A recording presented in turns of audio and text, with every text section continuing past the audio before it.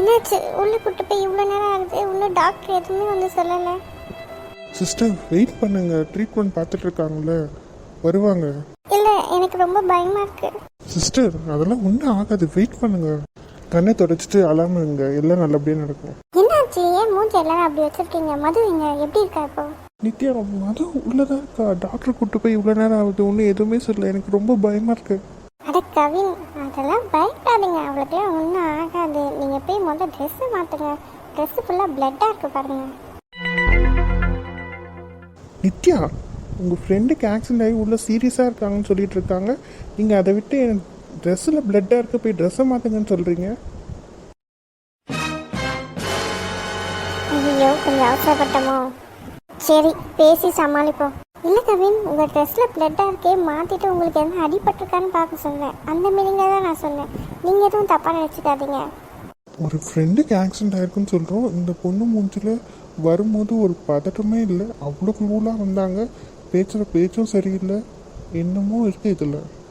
என்ன அவன் செத்தா போயிட்டு அவன் மூஞ்சி எப்படி வச்சுட்டுருக்குங்க எல்லாம். நானும் இதுக்காக தேவையில்லாமல் நடிக்க வேண்டியதாக இருக்குது. சரி, இவையே சும்மா கால் பண்ணிகிட்டே இருக்கான்.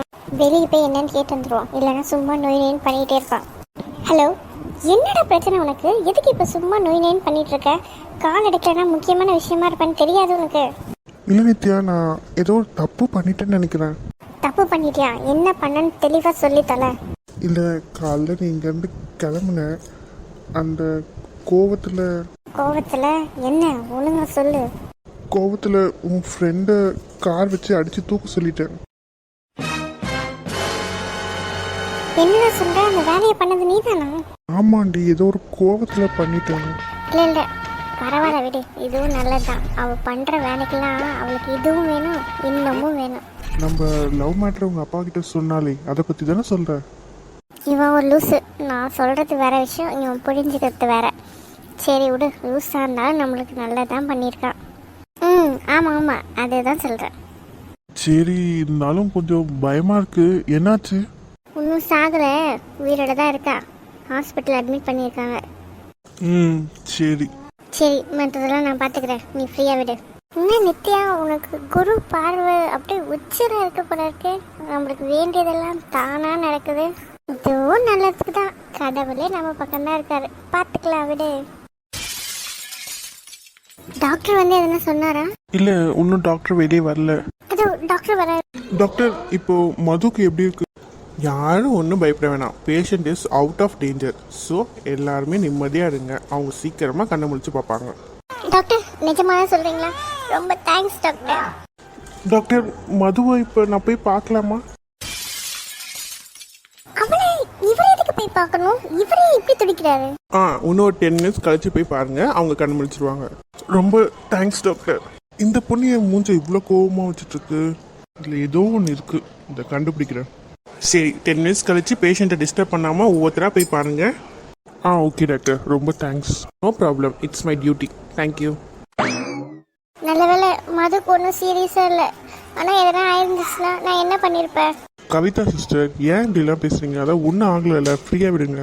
இல்லை மச்சான், இது ஏதோ தெரியாமல் நடந்த மாதிரி தெரியல, ஏதோ வேணும்னு பிளான் பண்ண மாதிரி இருக்குது. நான் அந்த கார் நம்பர் உங்ககிட்ட நோட் பண்ணி கொடுத்தேன்ல, போலீஸ்கிட்ட சொல்லி விசாரிக்க சொல்லு. முதல்ல ஒரு கம்ப்ளைண்ட் கொடு. என்ன போலீஸு கம்ப்ளைண்ட்லாம் சொல்கிறாங்க? அவன் மட்டும் அவன் கூட சேர்ந்து நானும் மாட்டுவேனே. ஐயோ, எதனா ஒன்று பண்ணமே, என்ன பண்ணுறது? ஐயோ கவின், அதுவே ரொம்ப பிஸியான ரோடு, அதில் யாருன்னு தெரியாமல் இடிச்சிருப்பாங்க. அவளுக்கு யாரும் அந்த அளவுக்குலாம் விரோதி இல்லையே, வேணுமே பிளான் பண்ணி இடிக்கிற மாதிரி. ஆமாம், அவளுக்கு யாரும் அந்த அளவுக்கு எனிமிஸ்லாம் இல்லையே. அவள் பெஸ்ட் ஃப்ரெண்ட் கவிதாவே சொல்லிட்டா, அப்புறம் என்ன, ஃப்ரீயாக விடுங்க, இது ஜஸ்ட் ஆக்சிடென்ட்.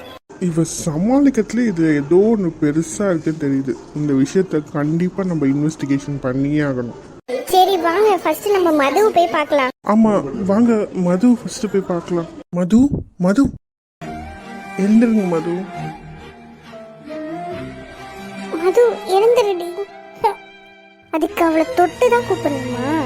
கல்யாணம் பண்ண போற பொண்ணு நான் இங்க இருக்கேன், என்னை விட்டுட்டு ஆபீஸ்ல வேலை பார்க்குற அவளை போய் தொட்டு தொட்டு எழுப்புவாராம். இதுக்கெல்லாம் கோவப்பட்டா நான் கெட்டவ. என்னம்மா போர்ட்ரேட் பண்ணி வச்சிருக்காங்க. சீ. கவி, தலை ரொம்ப வலிக்குது கவி. ஒன்றும் இல்லை மது, சின்னதாக ஒரு அடிதான், சரியாயிடும். சார் நீங்க?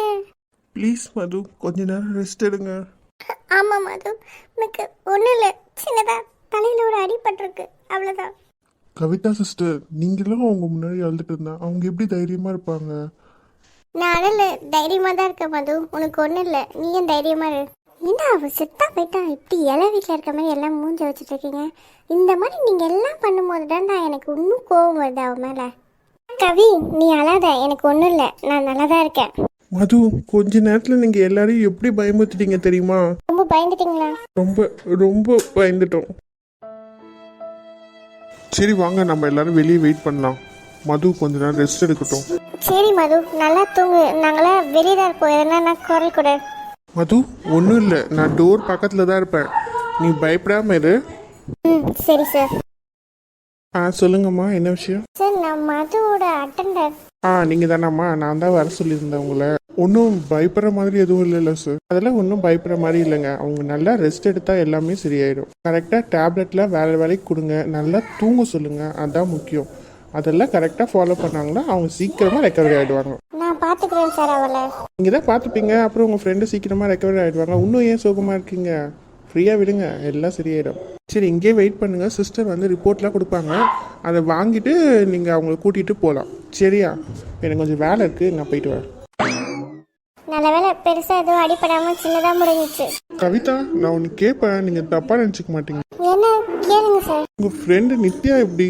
நித்யா எப்படிங்க, நீங்கள் எந்த மீனிங்கில் கேட்குறீங்க சார்? கேரக்டர் வைஸ் தான் கேட்குறேன். அதெல்லாம் அவ நல்ல பொண்ணு தான் சார். இல்லை, இங்கே நடந்ததெல்லாம் வச்சு பார்த்தா எனக்கு என்னமோ அப்படி தெரியல.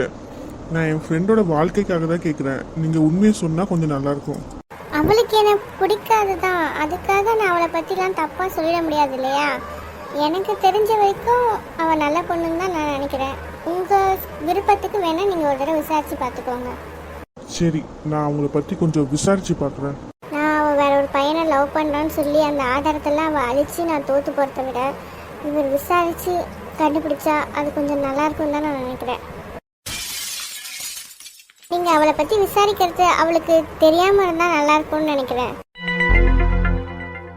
எதுக்காக அப்படி சொல்கிறீங்கன்னு நான் தெரிஞ்சுக்கலாமா? இல்லை, அவளை பற்றி விசாரிக்கிறீங்கன்னு தெரிஞ்சால் கல்யாணத்தில் எதுனா பிரச்சனை வரும்ல, அதுக்காக தான் சொன்னேன், வேற எதுக்காகவும் இல்லை. நீங்கள் ஏதோ மறைக்கிறீங்க கவிதா, எனக்கு நல்லா தெரியுது. நானே விசாரித்து கண்டுபிடிக்கணும்னு நினைக்கிறீங்களா? சரி, நான் அதையே பண்ணுறேன்.